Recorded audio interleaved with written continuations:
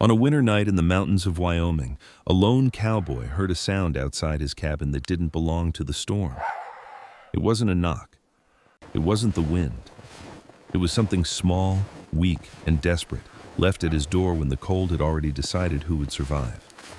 Helping meant crossing a line. Ignoring it meant living with the silence forever. He opened the door anyway, and what followed changed more than just one life. What happens next will make you believe in quiet miracles and second chances for the forgotten.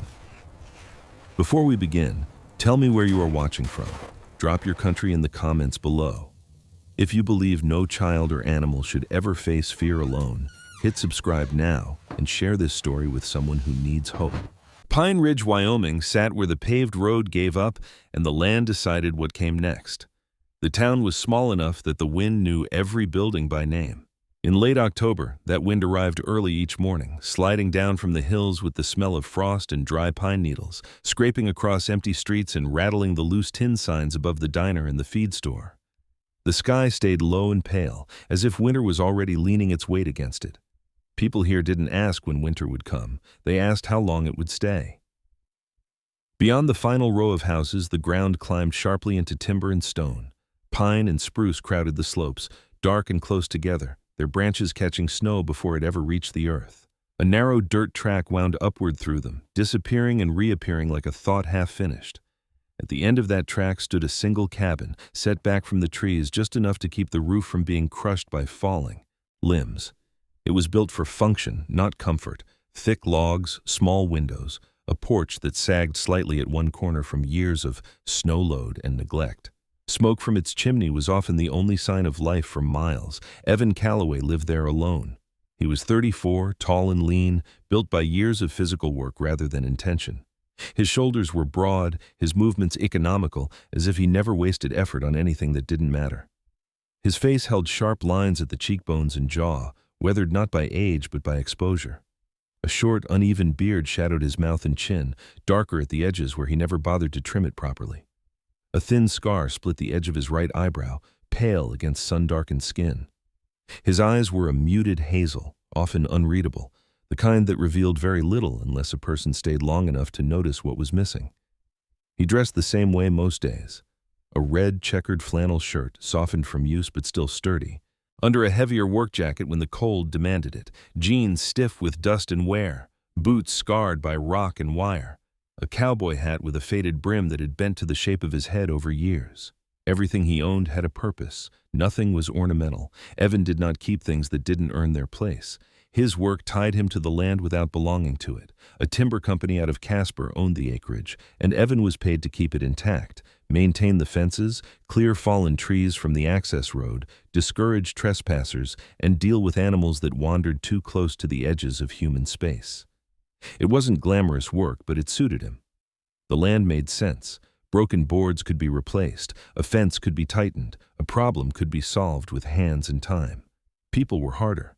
Evan had learned that early, though he didn't like to think about when or how the truth lived in the background of his days, quiet but persistent.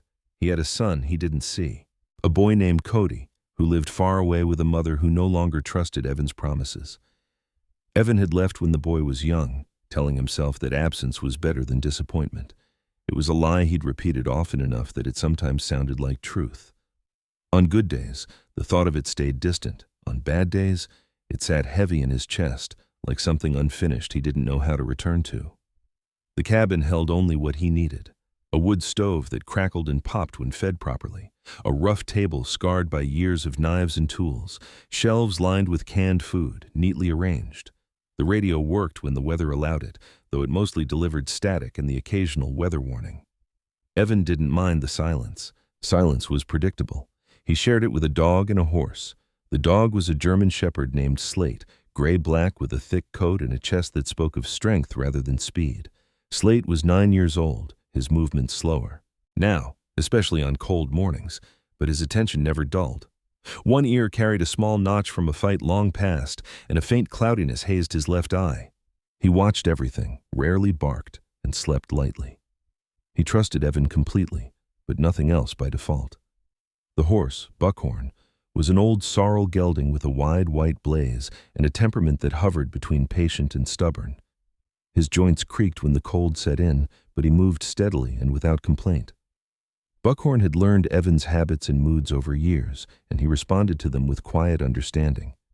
Evan talked to him more than he talked to anyone else, and Buckhorn listened in the way animals do, not with answers, but with presence.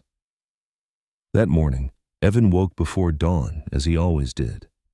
The cabin was cold enough that the air stung his lungs when he swung his legs out of bed. Frost traced the edges of the small window. He fed the stove, watching the flames take hold, and held his dessert. Hands out until feeling returned to his fingers. Slate lifted his head from the rug by the door, tail thumping once in acknowledgement before settling again. Outside, the world was gray and still. The first snow of the season dusted the ground, not enough to cover it, just enough to announce itself. Evan filled Buckhorn's trough, breaking the thin ice with the back of his hatchet. The horse snorted softly and leaned into the rail, impatient for feed.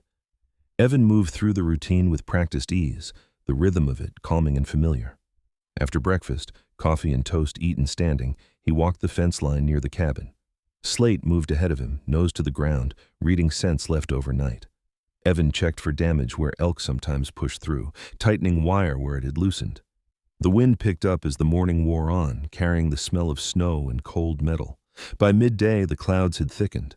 Evan watched them from the porch, weighing his options. Winter didn't announce itself loudly in Pine Ridge. It crept in, testing resolve. He decided to head into town for supplies before the road became unreliable. Pine Ridge was quiet when he arrived. A couple of trucks sat outside the diner. The general store bell chimed when he pushed the door open. Maribel Jensen stood behind the counter, her silver hair cut blunt at her jaw, glasses perched low on her nose. She had a solid build and a way of standing that suggested she'd spent her life refusing to be moved. "You're early," she said, scanning his items with efficient hands. "That's never a good sign." Evan shrugged. "Weather's turning?" Maribel studied his face for a moment as if measuring something. "You ever get tired of proving you can handle it?" Evan didn't answer. He paid and nodded, the exchange ending where it always did. Maribel watched him go with a look that mixed concern and resignation. At the feed store, Ray Tully loaded grain into the cartsuka, back of Evan's truck. Ray was tall and narrow, his white mustache yellowed by dust and age. He didn't waste words. "Snow's coming," Ray said. "It always does," Evan replied. Ray gave a small nod. "Watch the ridge. Wolves were seen north of it." "I will." Evan drove back up the track as snow began to fall in earnest. The flakes were heavier now, spinning in the wind. By the time he reached the cabin, dusk had settled in early, the sky bruised and dark. He carried supplies inside, stacking them with care. Slate hovered close, alert but quiet. Buckhorn shifted in the shed, uneasy with the change in weather. Evan was putting away the last of the cans when Slate froze. The dog's head lifted sharply, his ears angled toward the door, his body stiffened, muscles taut beneath his coat. Evan stopped moving. There was a sound outside. Soft, not a knock, not footsteps. A faint scuff against the porch boards, followed by a thin, strained squeak, weak enough that it might have been dismissed as wind. Slate let out a low growl, not aggressive, but cautious. Evan set the can down slowly. His jaw tightened. His first instinct was irritation, a raccoon, a stray animal looking for shelter, a problem he didn't need. The sound came again, closer this time, fragile, almost pleading. Evan reached for his jacket. Slate moved with him, silent now, eyes fixed on the door. Whatever was out there wasn't knocking. It was waiting. Evan stood still for several seconds after the sound faded, listening the way a man listens when instinct argues with reason. The wind moved through the trees in uneven breaths, brushing needles against one another. Snow whispered against the porch rail. Slate remained rigid at his side, head low, muscles tight, eyes fixed on the door as if whatever waited outside might suddenly learn how to open it. Evan exhaled slowly and reached for the handle. Cold rushed in the moment he cracked the door open, sharp and biting, carrying the smell of wet fur and earth. He scanned the porch quickly, expecting to see a raccoon nosing through something it shouldn't, or a stray cat hunched against the cold. His hand tightened on the doorframe. There, pressed against the far corner of the porch, where the wind curled less violently, was a small shape barely larger than his boot. It was a raccoon cub. The animal lay on its side at first, fur darkened and clumped from moisture. Its tiny chest, rising and falling in shallow, uneven movements. One front paw twitched weakly as Evan stepped closer. The cub's eyes were half open, glossy and unfocused, reflecting the dim porch light without understanding it. Its ringed tail was limp, dusted with snow, the stripes barely visible beneath matted fur. Evan swore under his breath, not in anger but disbelief. Slate let out a low sound, more a breath than a growl, and leaned forward, sniffing the air cautiously. Evan raised a hand without looking back, and the dog froze, trained well enough to read that single gesture. Evan crouched slowly, keeping his movements deliberate. He'd spent enough years around animals to know how quickly fear could tip into panic. The cub made a faint clicking noise, barely audible, its mouth opening as if it were trying to cry but didn't have the strength to finish the thought. "Easy," Evan murmured, the word rough from disuse. He took in the details automatically. The cub was young, too. Young to survive alone. Its ears were still small and soft, the edges curled inward. The fur around its belly was thinner, showing gray skin beneath.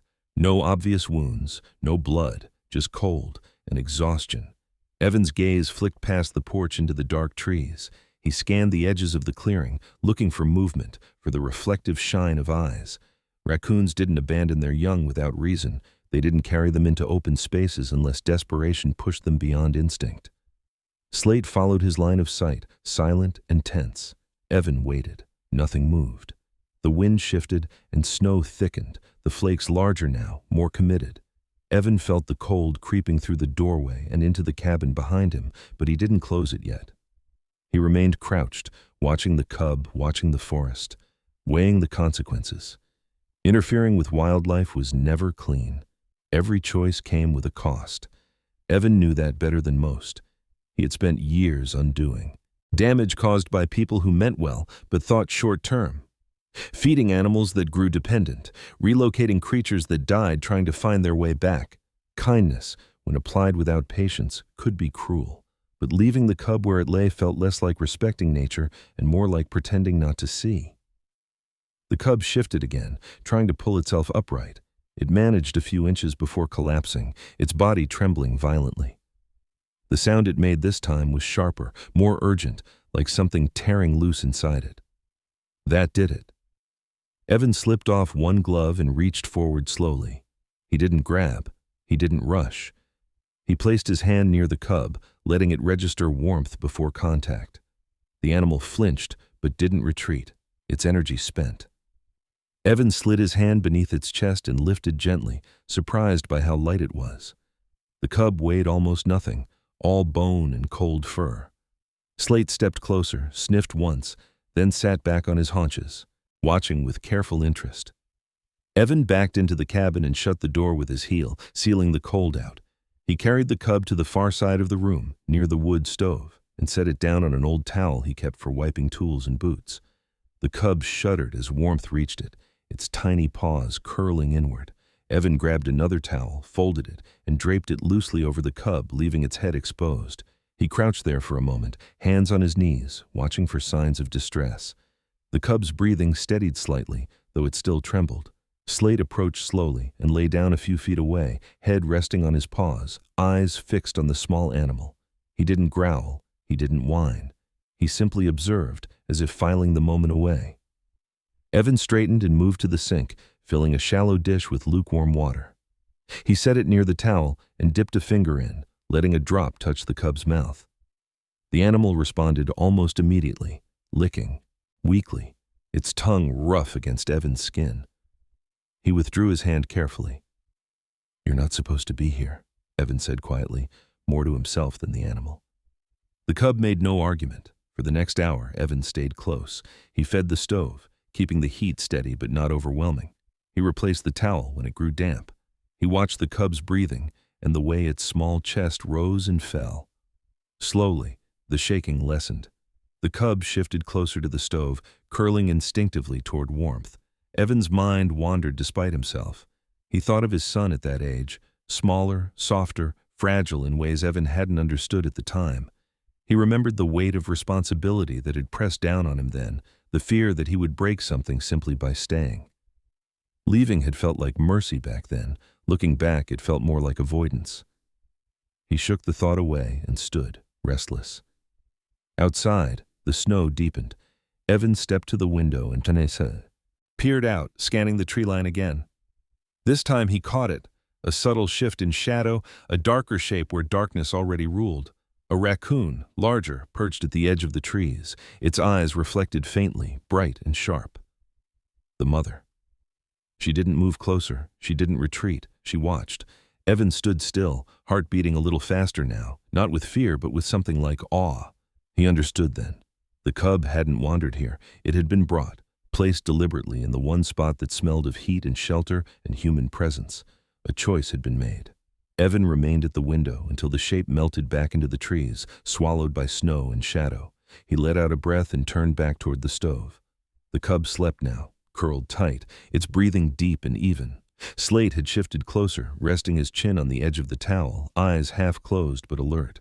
Evan sat down heavily on the chair near the table and rubbed a hand over his face. He felt the weight of what he'd accepted settling onto his shoulders, not all at once, but steadily.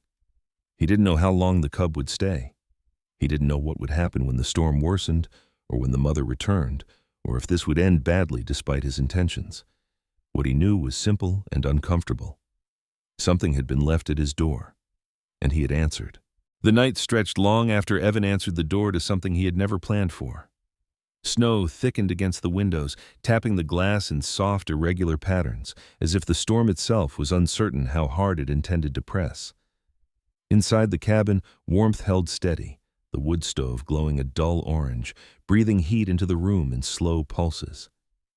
Evan sat in the chair closest to the stove, his elbows on his knees, watching the small shape bundled on the towel at his feet. The raccoon cub slept deeply now. Its breathing had settled into a rhythm, shallow but no longer erratic. One tiny paw twitched from time to time, claws flexing as if it were running somewhere far from cold and fear. The fur along its spine had begun to dry, fluffing slightly, revealing the faint banding that marked its species. Up close, the cub looked impossibly young. Its ears were thin and pliable, the cartilage not yet firm, and its muzzle still carried the roundness of infancy rather than the sharp lines of an adult scavenger. Evan leaned back and ran a hand through his hair, fingers catching briefly at the scar near his eyebrow. He had dealt with injured animals before, pulled calves from snowdrifts, freed owls from wire, even put down a wounded coyote when there was no other option. Those moments had been clear, if never easy. This was different. This wasn't an accident. It was a request. Slate lay stretched out near the stove, his body positioned between Evan and the door, as if forming a quiet boundary. The dog's eyes were half closed, but his ears shifted occasionally, tracking sounds Evan barely noticed.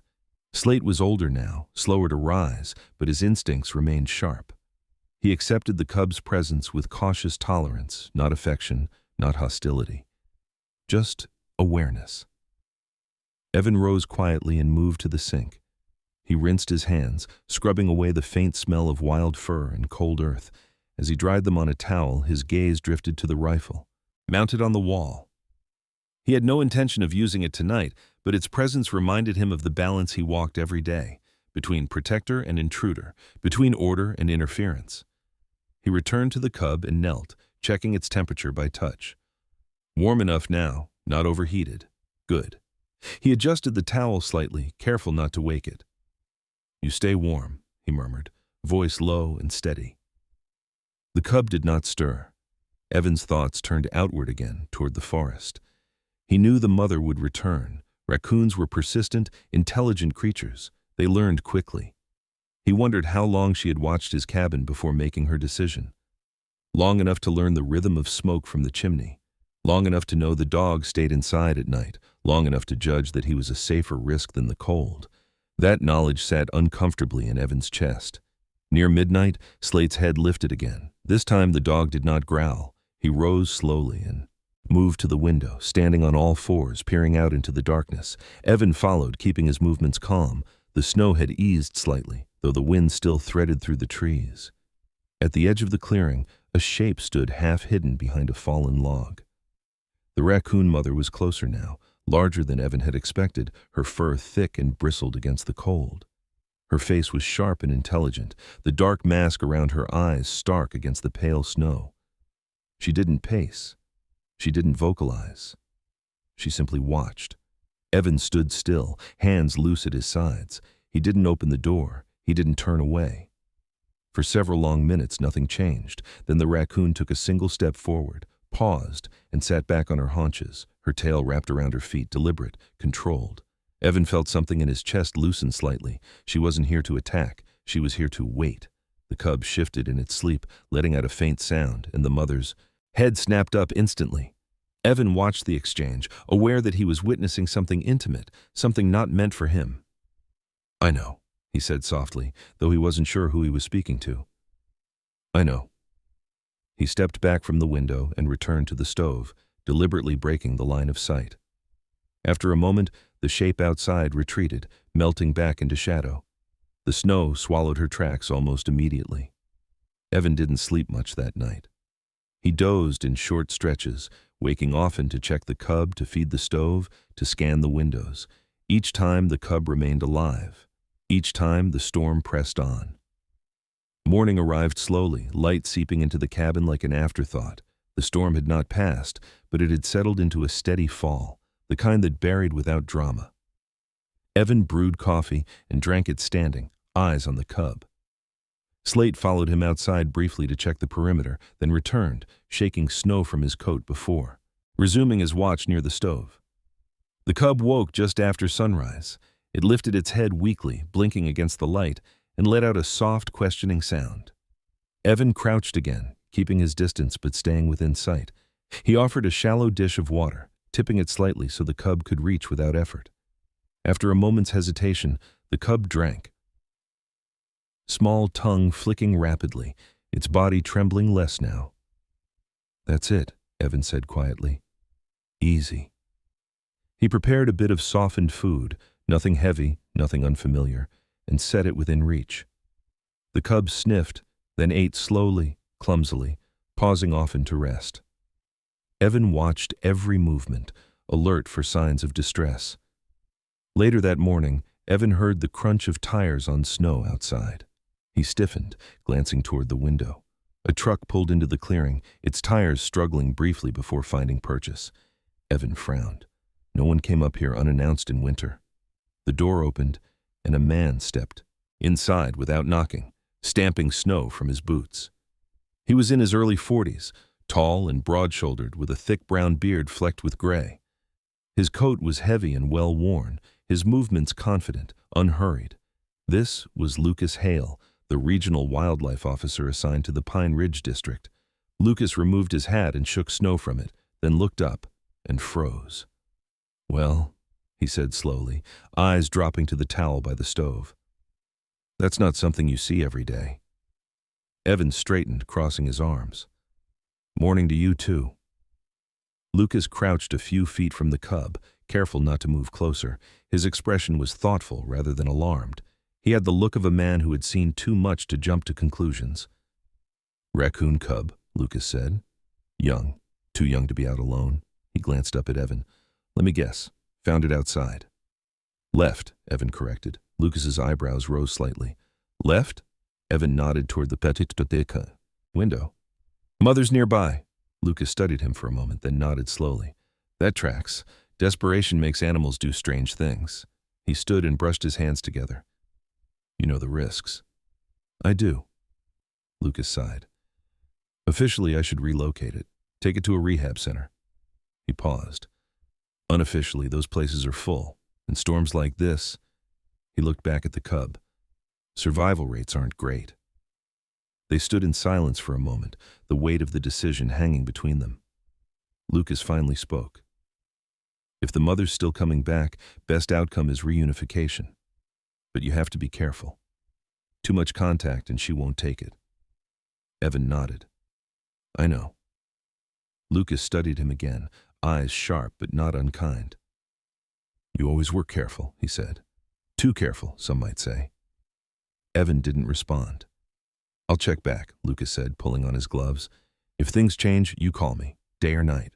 He left as quickly as he'd arrived, the sound of his truck fading into the trees. Evan returned his attention to the cub. It had finished eating and curled back into the towel, already drifting toward sleep. Slate moved closer and lay down again, resting his chin near the cub without touching it. Evan sat back in his chair, exhaustion settling into his bones. He didn't know how this would end. He didn't know if he was doing the right thing. But for now, the cub was alive, and the mother was watching. That would have to be enough. By the second night, the storm had settled into something heavier and more deliberate. Snow no longer fell in bursts, but in a constant, patient descent, stacking the world into quieter shapes. The clearing around the cabin lost its edges, softened by white that erased tracks almost as quickly as they were made. Evan moved through the day with care, aware that every action now carried weight beyond routine. The raccoon cub had improved, but only slightly. It could sit upright for short periods now, its balance still uncertain, its movements tentative. The fur along its back had dried completely, fluffing into the soft, dense coat it was meant to grow into. Its eyes followed Evan when he crossed the room, alert but not fearful, as if curiosity had begun to replace panic.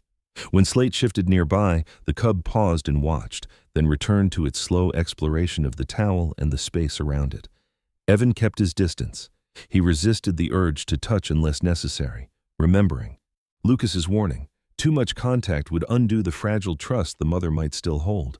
He limited himself to essentials: food, warmth, water, nothing more. Even so, the cub had begun to associate his presence with relief. Evan felt that connection forming, thin but real, and it unsettled him more than the storm. Outside, Buckhorn paced in his shelter, the horse uneasy with the deepening snow and the way sound carried oddly through it. Evan went out twice to check on him, brushing snow from his mane and speaking low, steady words that seemed to calm them both.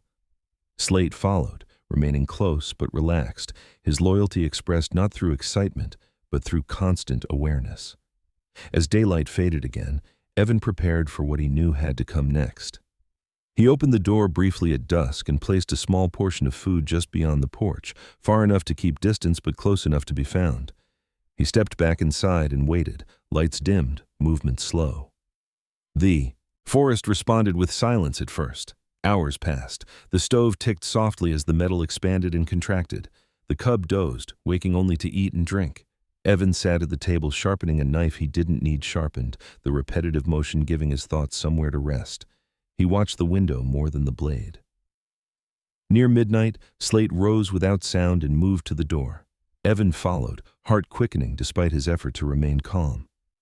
Through the glass, he saw her again. The raccoon mother stood at the edge of the porch light, her body half turned, ready to retreat if needed.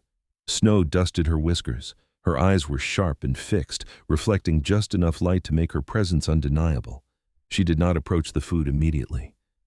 She looked instead at the door, then toward the trees, then back again, as if weighing something that could not be rushed. Evan didn't move. Minutes stretched. The cub stirred, sensing something, and let out a soft sound, not a cry, but a questioning noise, thin and uncertain. The mother reacted instantly, stepping forward a pace, then stopping, her body tensed, muscles visible beneath her thick coat. This was the line Lucas had warned about. Too much pressure and she would flee, too much distance and the opportunity would pass. Evan exhaled slowly and made a decision. He lifted the cub carefully, supporting its body fully, and wrapped it in the towel again. He moved toward the door with deliberate steps, keeping his posture neutral, his gaze lowered. Slate remained inside, watching intently but silent. Evan cracked the door just enough to let cold spill in and stepped onto the porch. The mother froze. Evan knelt several feet away from her, far enough to allow escape, close enough to be understood. He placed the cub gently on the porch boards and drew back immediately, retreating toward the open door without turning his back. The cub made a faint sound, shifting unsteadily, its small body trembling in the cold air. For a heartbeat, nothing happened. Then the mother moved. She approached in short, controlled steps, nose lifted, scenting the air. She circled once, then lowered her head to the cub, nudging it gently. The cub responded at once, pressing weakly against her chest. The mother's posture softened, tension releasing in visible increments as instinct took over. Evan stayed still. The reunion was quiet, efficient, almost businesslike. The mother gathered the cub by the scruff, lifting it with practiced care. She paused once, glancing toward Evan, her gaze unreadable but steady. Then she turned and moved back toward the trees, disappearing into shadow without hesitation. Evan remained kneeling long after she was gone, the cold biting through his jeans. He felt something hollow and sharp in his chest, not regret but loss. The space where the cub had been felt suddenly too empty. He stood slowly and went back inside, closing the door against the storm. Slade approached, sniffed his hands, then sat beside him, pressing his shoulder lightly against Evan's leg. "That's how it's supposed to go," Evan said aloud, though his voice lacked conviction. The night passed without further incident. Evan slept in short intervals, waking to listen for sounds that did not come. Morning brought a gray stillness, the storm easing, but not lifting. Evan checked the porch, the clearing, the edge of the trees. There were tracks leading away, fresh, purposeful. No sign of struggle, no sign of return. He told himself that was success. Yet by afternoon, doubt crept in. The temperature dropped again, sharper than before. Evan knew the forest offered little shelter in weather like this. He wondered if the mother had overestimated the cub's strength. He wondered if he had misjudged the timing. The questions stacked up, heavy and unhelpful. Slate sensed the shift and stayed close, following Evan as he checked fences and cleared snow. Buckhorn snorted anxiously when the wind picked up again, and Evan spent extra time brushing him down, grounding himself in the simple act of care. Late that evening, as the light drained from the sky, Evan heard it. A sound at the edge of the clearing. He froze, heart pounding, and turned slowly. The raccoon mother emerged from the trees again. She was alone. Her posture was different now, lower, more urgent. She moved closer than before, stopping just beyond the porch light. She did not vocalize, but her movements were sharp, deliberate. She paced once, then stopped and looked directly at Evan. Evan's stomach tightened. "She brought him back," he whispered. Slate stiffened, ears forward, reading the tension. Evan stepped forward cautiously, scanning the ground behind her. At first, he saw nothing. Then he noticed the shallow drag marks in the snow, uneven and broken. The cub appeared moments later, struggling weakly behind the mother, its movements uncoordinated, its body shivering violently. Evan moved without thinking. He scooped the cub up, feeling how light it still was, how cold. He turned and carried it inside, closing the door quickly but not slamming it. He set the cub near the stove and wrapped it again, working with efficient urgency. Slate hovered close, watchful but controlled.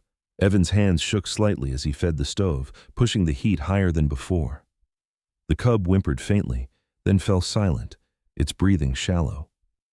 Evan stood over it, jaw clenched, the weight of the moment settling hard. Outside, something struck the door softly. Not a scratch, not a strike, a presence. Evan turned and met the mother's gaze through the glass. She stood just beyond the door, snow clinging to her fur, eyes locked on the space where her cub lay. Evan understood then. This was no longer about returning what had been borrowed. This was about survival. The night after the mother returned was the coldest. Evan could remember that early in the season. The storm sharpened instead of easing, the wind pressing hard against the cabin as if testing its resolve. Snow piled against the walls, hissing softly where it met the heat leaking from inside. The temperature dropped fast, the kind of drop that punished mistakes and shortened margins. Evan did not sleep. He knelt beside the stove for hours, adjusting airflow, feeding wood in careful increments, refusing to let the heat spike or fade too quickly. The raccoon cub lay bundled near the hearth, its small body tucked into layers of towels and old flannel. Evan checked it often, too often perhaps, but each time he needed the reassurance that its chest still moved, that life had not slipped away while his attention wandered. Slate remained close, his body curled protectively around the edge of the cub's nest, forming a living barrier between it and the rest of the room. At 9 years old, the dog no longer chased every sound or sprang to his feet at every shift of air. But tonight his vigilance returned in full. His ears flicked constantly, tracking the storm, the forest, the space beyond the door. Buckhorn fared less easily. The horse paced in his shelter, the wind rattling the boards, snow blowing through gaps Evan had not yet sealed. Evan went out twice to check on him, leaning into the gale, his jacket snapping violently around him. He brushed snow from Buckhorn's mane, pressed his forehead briefly to the horse's neck, and murmured low words meant more for himself than the animal. Buckhorn calmed eventually, standing with his head low, eyes half-lidded, trusting Evan to manage what he could not. When Evan returned inside the second time, his gloves stiff with ice, he noticed movement by the door. The raccoon mother sat just outside, barely visible through the frost-laced glass. She did not scratch or pace. She did not try to force her way in. She simply remained there, hunched against the cold, her body a dark knot against the snow. Her eyes reflected faintly, unwavering, fixed on the interior of the cabin. Evan stood still, heart tightening. "She won't leave," he murmured. Slate did not react, as if he had already accepted her presence as part of the night. Evan considered his options, knowing none were ideal. Letting the mother inside was not possible. Wild animals did not belong within walls. Keeping her out while sheltering the cub carried its own risk. Hunger and cold made even cautious animals unpredictable. He cracked the door open just enough to let his voice carry. The wind rushed in, biting, carrying snow across the floor. "I'm doing what I can," he said quietly, unsure why he bothered explaining. "That's all." The raccoon did not move. Evan closed the door again and returned to the stove. He could feel the weight of her waiting settle into the room, a silent pressure that matched the storm. Outside. He stayed awake until the sky lightened from black to steel gray, the night finally loosening its grip. Morning came without relief. The storm did not pass. It only shifted. Snow fell less violently but more steadily, burying the clearing deeper, filling the low places, erasing the world beyond a few yards. Evan checked the radio. Static, no forecast, no voices. The cub's condition worried him. Though warm, it remained weak, its movement sluggish, its appetite uncertain. Evan knew enough to recognize the signs of exposure and stress. Survival now depended on consistency, heat, hydration, patience. Late that morning, he heard the crunch of tires again. Evan frowned and pulled on his jacket, Slate rising beside him. Through the swirling snow, a truck pushed its way into the clearing, struggling but persistent. Evan recognized it before the engine cut. Lucas Hale stepped out, shoulders hunched against the cold, beard rimmed with frost. Lucas stamped snow from his boots. As he entered, pulling off his gloves, his face tightened when he saw the cub. "You're still at it," he said, not accusing, not approving, just stating fact. "She brought him back," Evan replied. "He couldn't make it." Lucas crouched, examining the cub from a careful distance. He nodded slowly. "Not surprised. This weather would kill a healthy adult if it stayed long enough." He straightened, running a hand through his beard. Lucas was a broad man, built solid, his face lined not by age so much as constant exposure. His eyes carried the steady calm of someone used to assessing risk without panic. He had lost a younger brother years ago to a river accident during spring runoff, an event that had shaped his approach to danger. Since then, Lucas respected nature without romanticizing it. "The mother's outside," Evan said. Lucas glanced toward the door. "I figured." They stood in silence for a moment, the stove popping softly between them. "Officially," Lucas began, then stopped. He sighed. "Officially, this is where I should take over." "And unofficially?" Evan asked. Lucas met his gaze. "Unofficially, this cub has a better chance here than anywhere I can get to today. Roads are closing. Rehab centers won't be able to maintain proper heat if the power goes." Evan absorbed that. "So what do we do?" Lucas considered. "We buy time. We stabilize. We keep contact minimal, and we watch the mother. If she stays, that's a good sign." "She hasn't left," Evan said. Lucas nodded. "Neither have you." Before Lucas could add more, Slate stiffened, ears snapping forward. A sharp sound cut through the storm, a crack loud and wrong. Evan moved instantly, crossing the room in long strides. Through the window, he saw it, a section of the lean-to roof over Buckhorn's shelter sagging under the weight of snow. Another crack followed, deeper this time. "Damn it," Evan muttered. He grabbed his coat and ran, Lucas close behind despite the cold. Snow swallowed their boots as they reached the shelter. Evan climbed up onto the side rail, using a shovel to knock snow from the roof, sending heavy slabs crashing down around them. The structure groaned but held. Then Evan's foot slipped. The world tilted violently. Evan felt the rail give way beneath him, felt himself pitch sideways. He twisted instinctively, but his ankle caught, wrenching hard. Pain exploded up his leg, white-hot and blinding. He hit the ground hard, breath tearing from his lungs. Lucas was there instantly, gripping his shoulder. "Don't move!" Evan gritted his teeth, fighting nausea. His ankle throbbed fiercely, already swelling. "I'm fine," he said, though his voice betrayed him. Lucas shook his head. "You're not." They managed to secure the shelter enough to keep it from collapsing completely. Then Lucas half-dragged, half-supported Evan back to the cabin. Slate followed. Close, whining softly now, agitation breaking through his usual control. Inside, Evan sank into a chair, sweat breaking out along his temples despite the cold. Lucas knelt, examining the ankle carefully.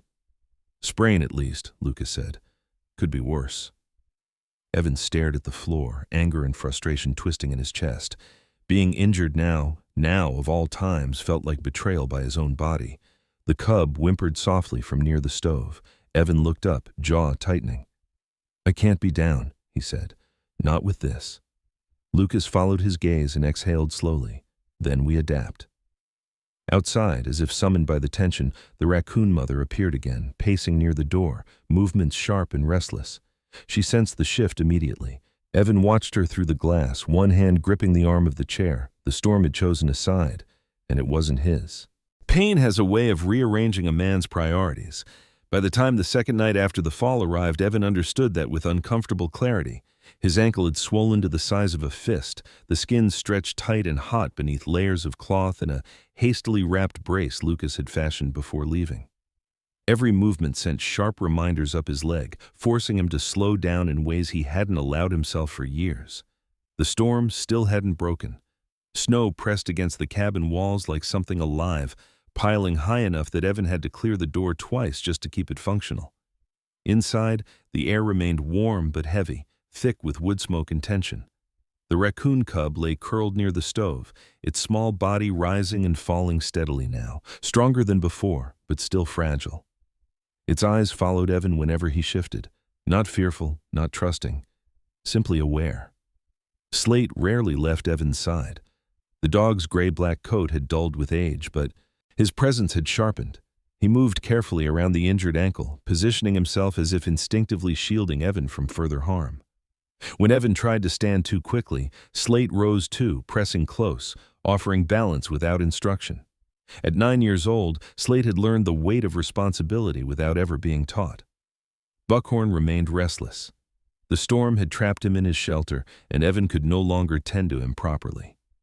He rationed hay carefully, tossing it out in small amounts when the wind eased enough to allow him outside. Each trip cost Evan more effort than the last, his jaw clenched against the pain, breath shallow with exertion. That afternoon, Evan sat at the table, radio hissing uselessly, when Slate stiffened again. This time the dog did not rise. He simply turned his head toward the window, ears forward, eyes narrowed. Evan followed his gaze. Movement crossed the clearing, not fast, not cautious, purposeful. The raccoon mother emerged from the trees, her body leaner now, hunger carving sharper lines into her frame. Snow clung to her fur in uneven patches. She crossed the open ground without hesitation, stopping just short of the porch. Her eyes locked onto the cabin door, then flicked briefly toward the window. Toward Evan. Evan felt a chill that had nothing to do with temperature. She knew something had changed.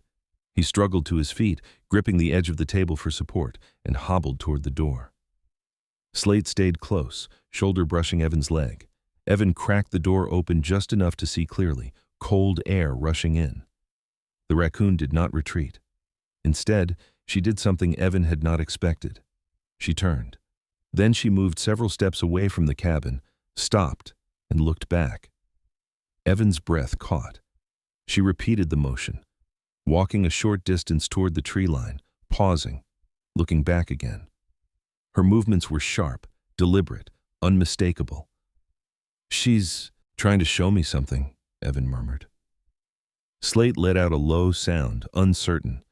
Evan's first instinct was to refuse. He was injured.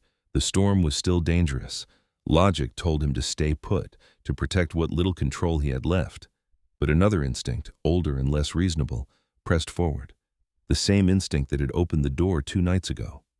Evan pulled on his coat, ignoring the spike of pain as he shifted his weight. He wrapped his ankle tighter, grabbed his cane, and whistled softly to Buckhorn through the storm.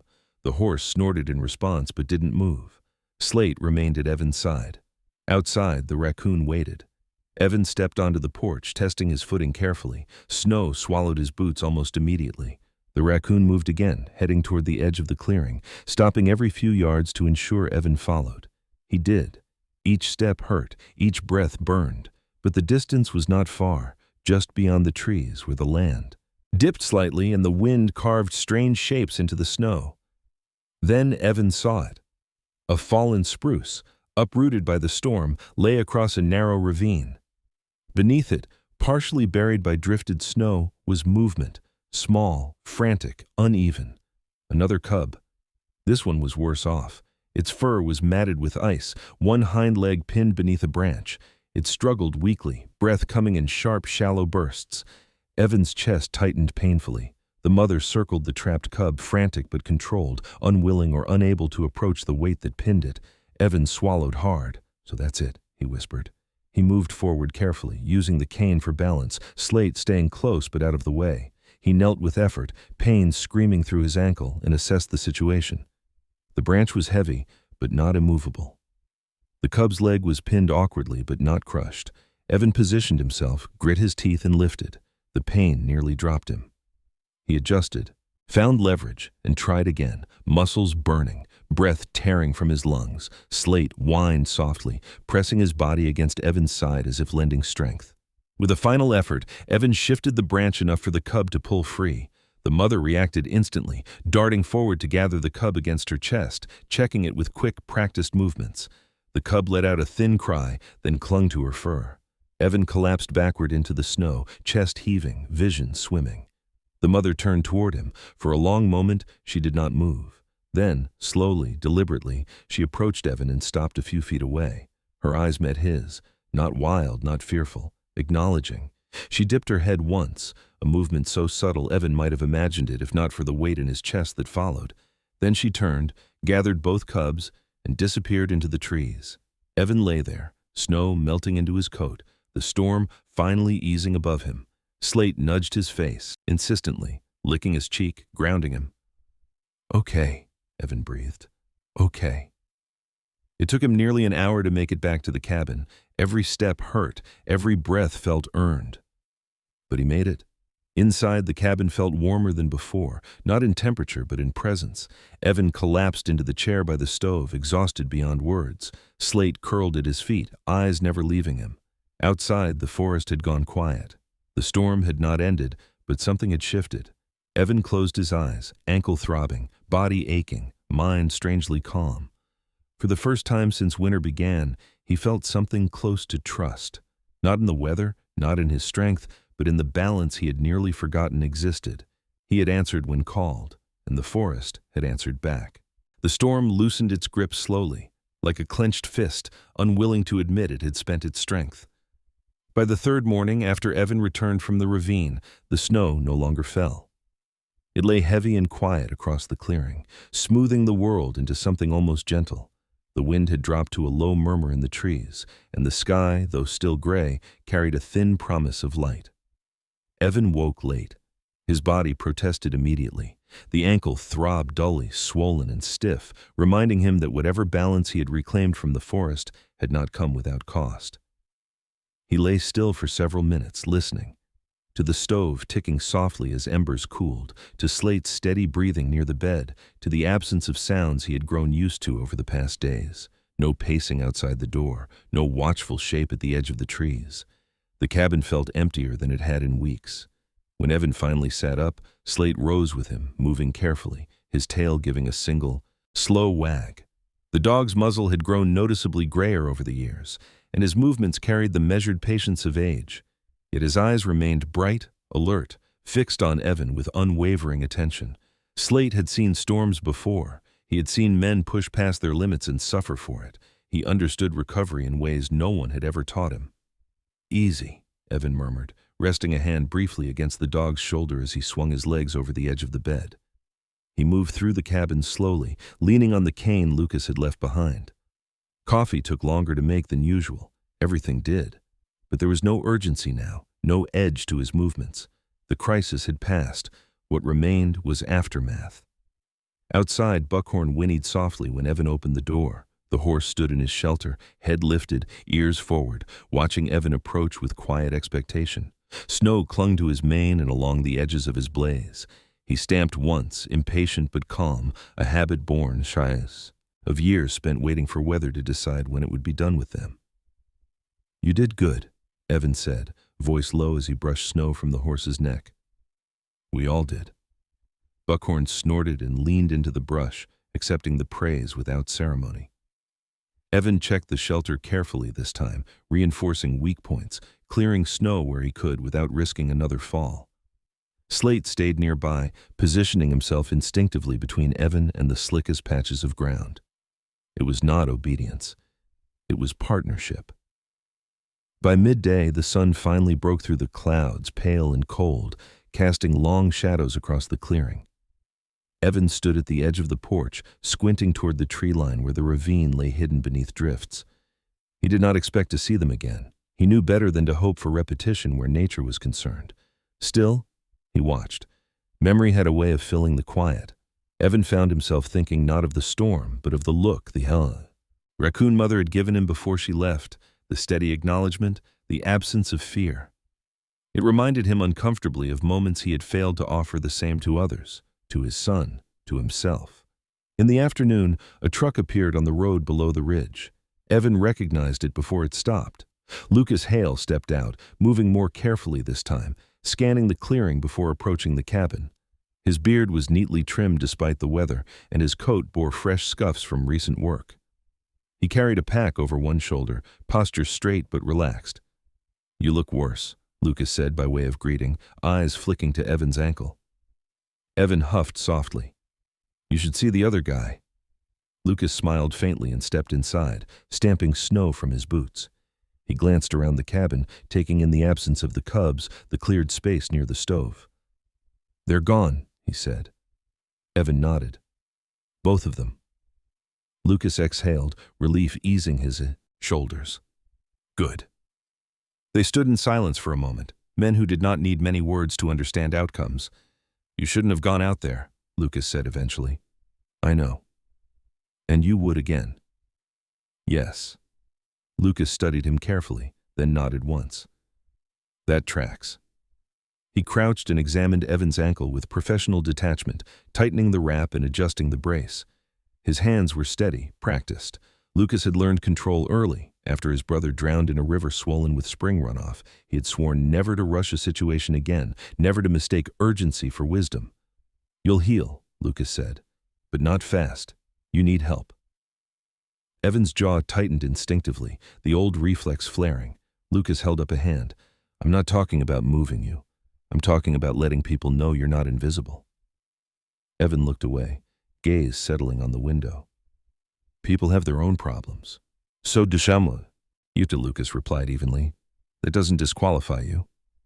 The words lingered longer than Evan expected. Lucas left before dusk, promising to check in once the roads cleared properly. Evan watched the truck disappear, then turned back toward the cabin, the silence closing in again, but softer now, less oppressive. Days passed. The snow began to recede slowly, giving the land its edges back.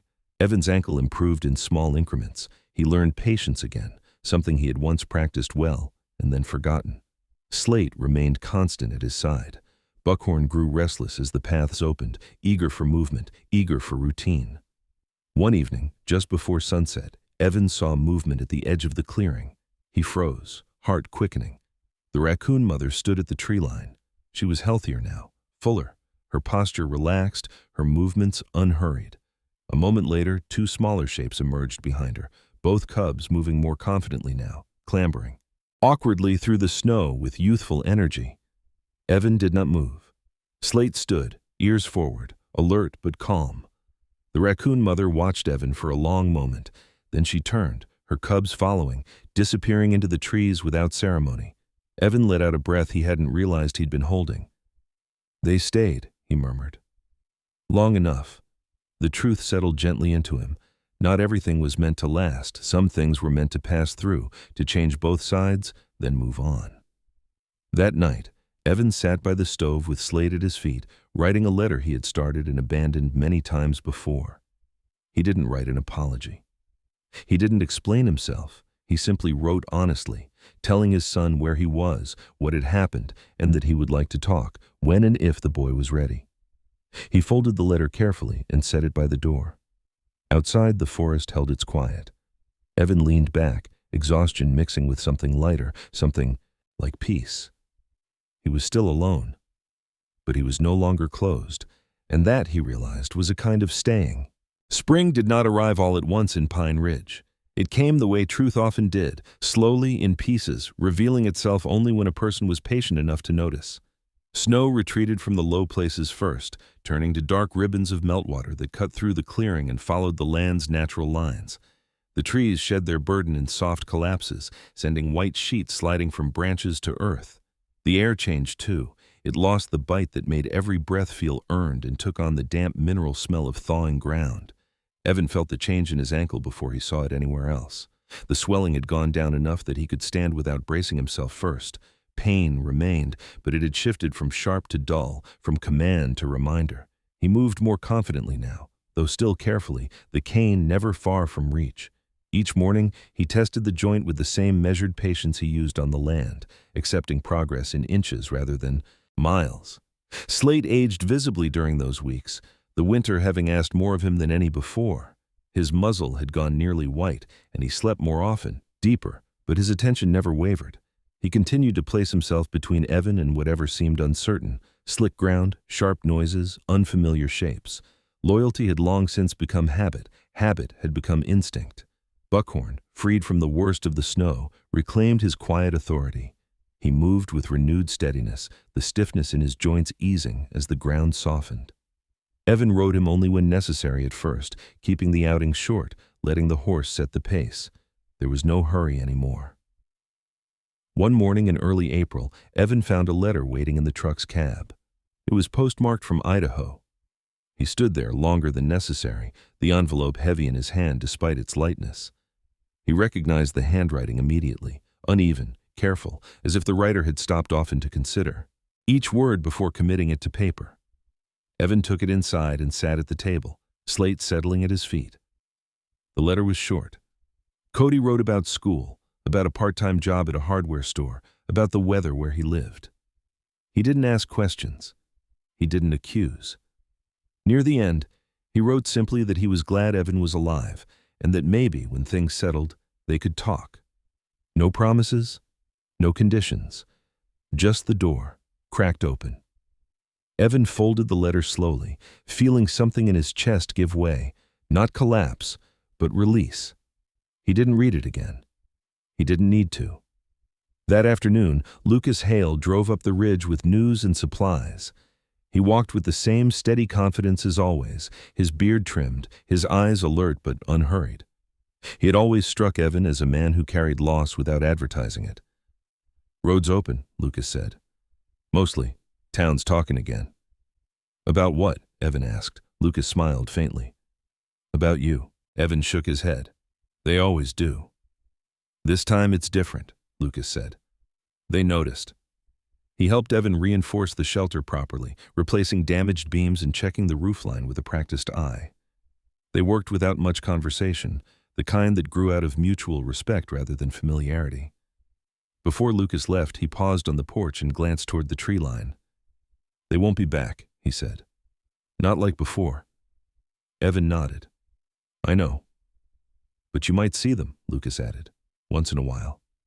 "I'd like that." Lucas hesitated, then extended his hand. Evan took it, grip firm despite the injury. When Lucas drove away, the dust from his tires lingered briefly in the spring air before settling. Time moved differently after that. The days lengthened. The nights softened. Evan returned to the fence lines and trails, moving slowly, deliberately, relearning the land not as a test but as a partner. He found signs of life everywhere, tracks near the ravine, fresh bark stripped from saplings, the quiet industry of animals reclaiming space. One evening in May, Evan sat on the porch with a cup of coffee cooling in his hands, Slate pressed against his leg. The sun dipped low, casting the clearing in gold. At the edge of the trees, movement caught his eye. The raccoon mother appeared briefly, fuller now, her coat glossy, her posture relaxed. One cub followed her, then the other, both confident, quick, alive. They paused long enough for Evan to register their presence, then vanished without ceremony. He smiled, small and certain. Summer came hard and fast after that. Evan's ankle healed enough that he could ride Buckhorn longer distances. He began clearing a new path along the ridge, one that avoided the ravine where the tree had fallen.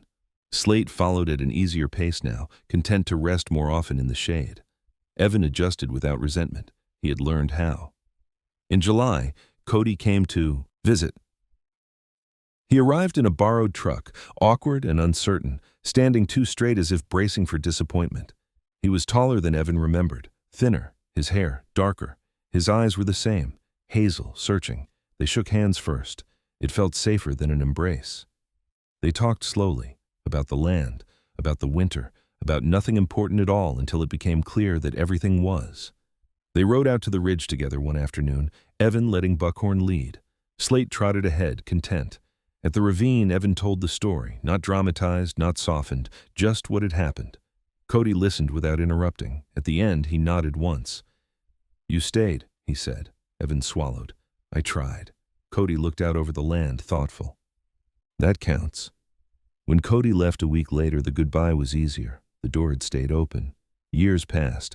Evan grew older, his hair grayed, his pace slowed. Slate lived a long life and was buried beneath a stand. Of pine with a stone, Evan carved himself. Buckhorn followed not long after, laid to rest on the ridge where he could see the valley. Others came and went, neighbors, rangers, travelers who stopped to ask questions. Evan answered when it mattered.